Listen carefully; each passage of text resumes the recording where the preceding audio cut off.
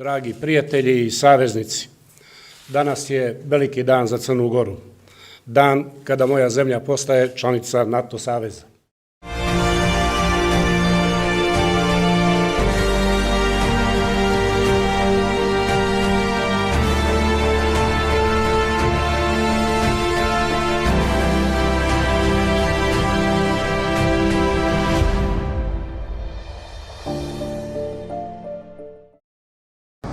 British warship, your ship entered the territorial sea of Russian Federation. Your ship entered the territorial sea of Russian Federation. Change course to starboard. You must immediately leave the territorial sea of Russian Federation. Выполнить предупредительную стрельбу. Выполнить предупредительную стрельбу. Как понял прием? Подтвердить. По курсу Defender. По курсу Defender. Исключить попадание в Defender. Подтверди прием.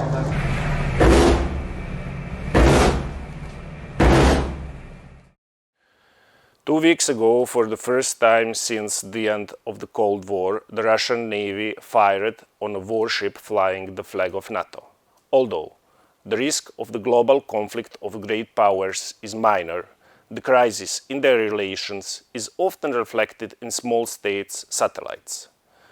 Due to the undeveloped and the vulnerable economy, those countries often suffer a greater damage than ones directly involved in conflict. Is Montenegro the European country with the largest tourism contribution to GDP one of them? Jedna grupa se tiče regiona i to je potpuno prirodno i druga grupa se tiče ruskih turista. Već smo u direktnim pregovorima i dobili smo informaciju da što se tiče ruskog tržišta imamo najavu određenih avionskih linija koje će omogućiti da turisti iz Rusije dođu. We are already in July and no planes from the Russian Federations have landed at Montenegrin airports since March 2020. Aeroflot and Air Serbia planes have been already flying from Moscow to Belgrade for a year now. Prime Minister Zdravko Krivokapić from the very beginning announced hostile policy towards Russia. Is that one of the main reasons why Rosaviation did not approve of the resumption of flights to Montenegro?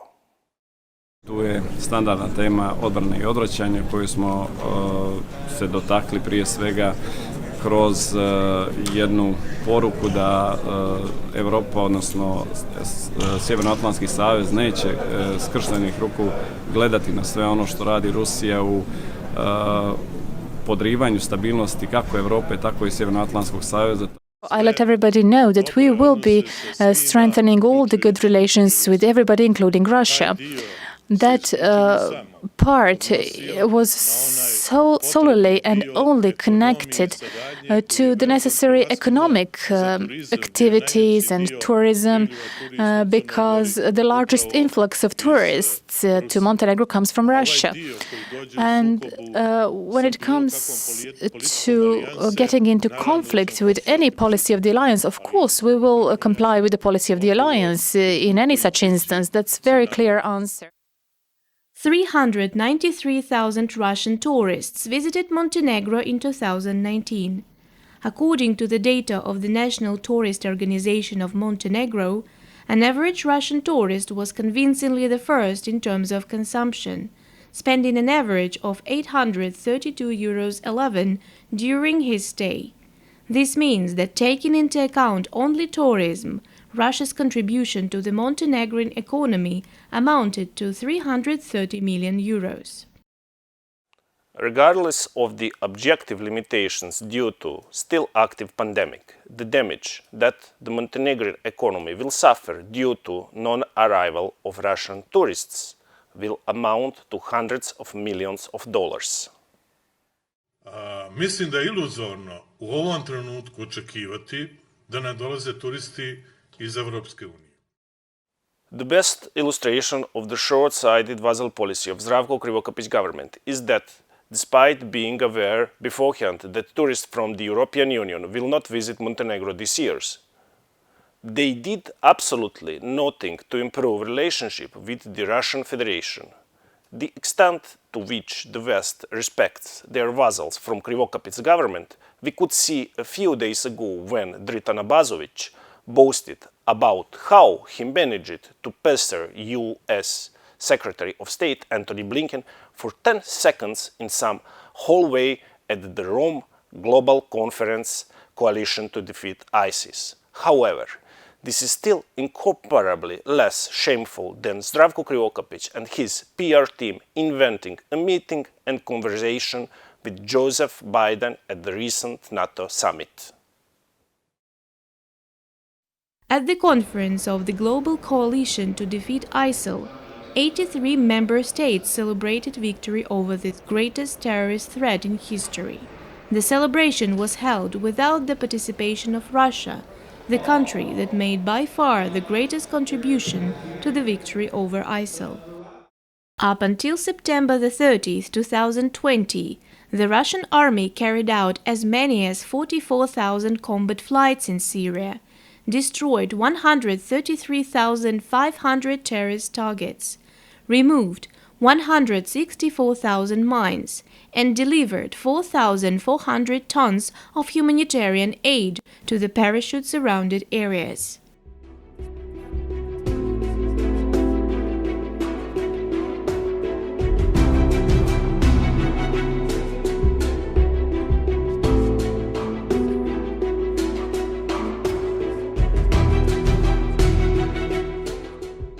Not only are Western countries denying Russia's and its allies' key contribution to the victory over international terrorism. In a similar way, they are trying to get Russia out from the history of the Second World War.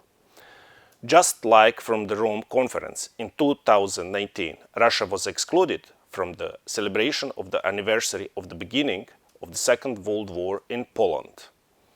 The statistic of losses of the German Wehrmacht in the fight with the Red Armies is similar to the losses of ISIS in battles with Russia and its allies. The seeds of Islamist terrorism, the greatest global security threat of today, were sown in the 1980s. At that time, the American CIA, out of the desire to undermine the Soviet intervention in Afghanistan, armed local extremist groups through the territory of Pakistan. About 20 years later, the United States officially accused its main ally from Afghanistan, Osama bin Laden, of destroying the Twin Towers in New York and killing 3,000 people on September 11, 2011. The following example best illustrates how seriously the United States took the threat of Islamist terrorism in the last decade of the 20th century.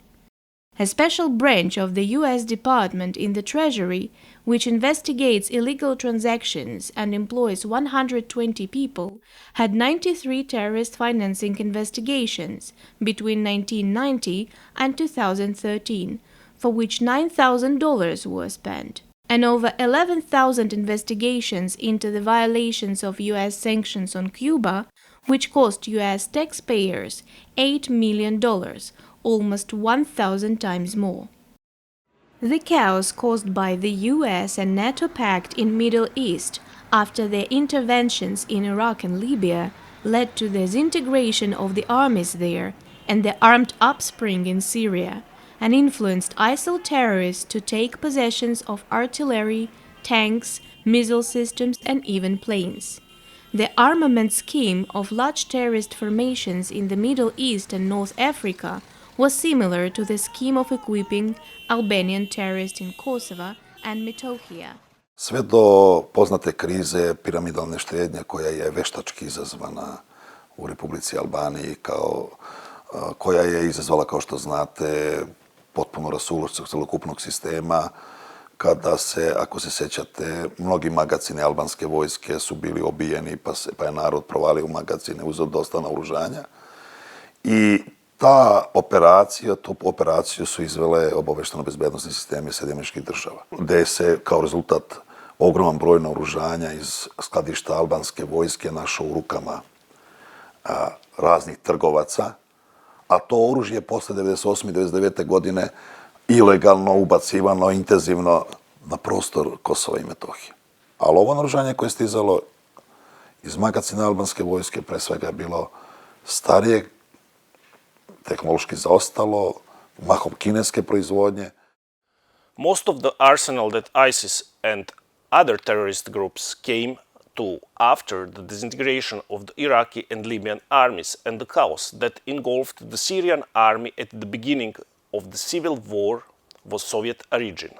It has been 10 years since beginning of the conflict in Syria, and terrorist group, despite intense fighting, are not only well supplied with appropriate ammunition, but also have more and more Soviet arsenal in their possession.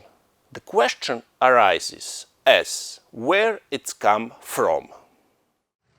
There is no doubt that in a decade of war in Syria, the Soviet arsenal that fell into the hands of terrorists would have been exhausted and unusable long ago, if continuous supplies from the countries of the former Warsaw Pact had not been provided.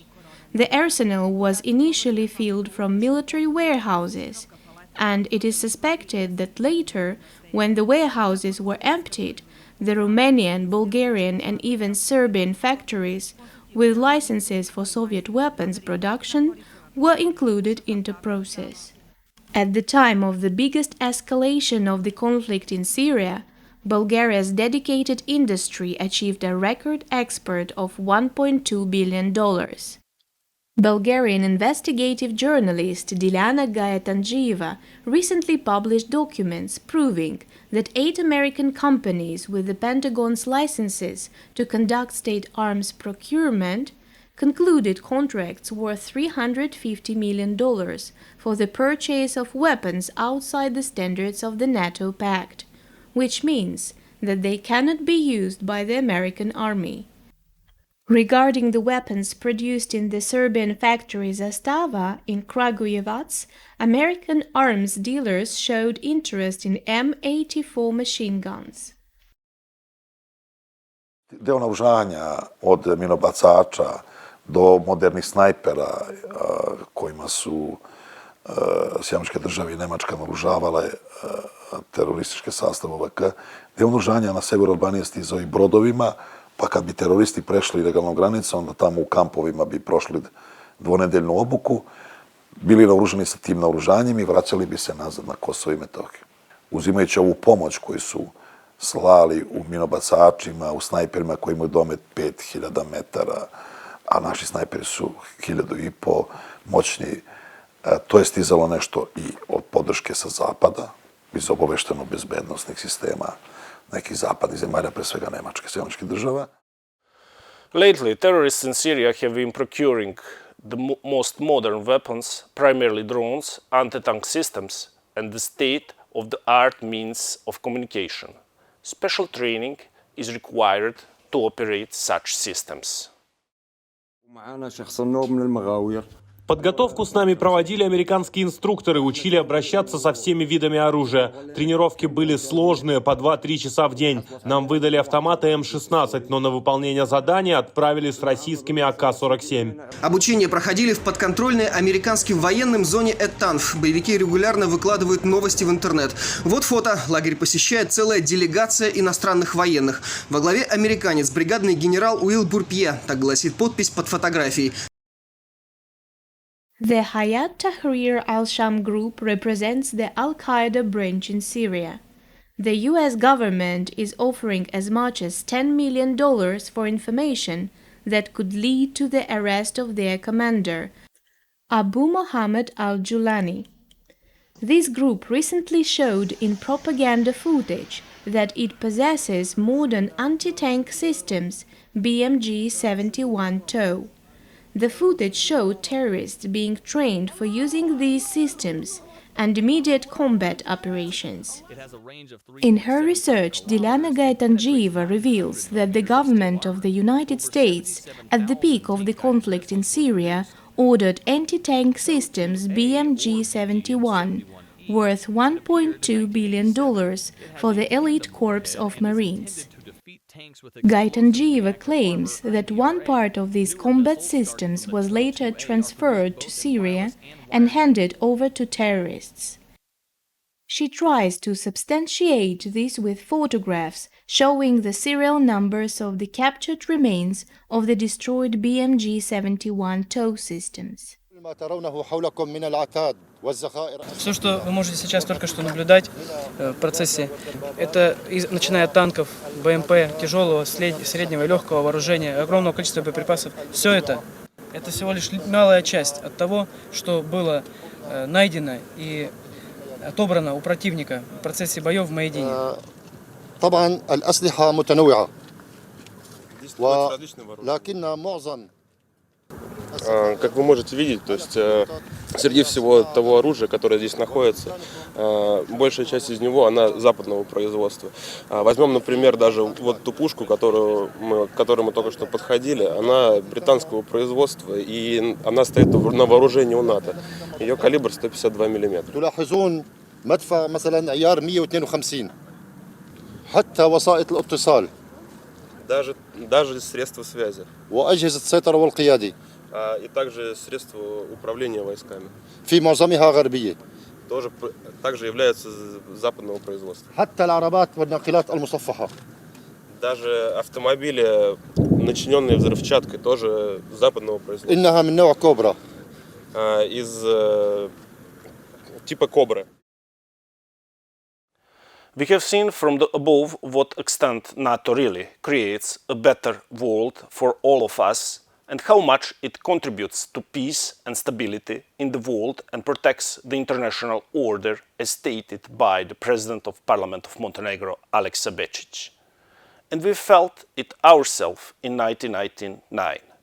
This tourist season we will pay with hundreds of millions of dollars for Zdravko Krivokapić and Alex Bečić oaths to allegiance the NATO pact and the firm promise that we will join them against the Russia if necessary. In the continuation of Milo Đukanović's vassal policy, only path the Montenegro had to follow. Was it possible for Montenegro at least try to take the path of the Charles de Gaulle from 1966, which implies NATO membership but without participating in military structures? By the decision of Charles de Gaulle, the French army left NATO command structures in 1966, but remained in its political bodies. De Gaulle's explanation was that NATO was becoming more and more an instrument of American geopolitical interests and was limiting French independence. Due to this decision, the NATO headquarters was moved from Paris to Brussels.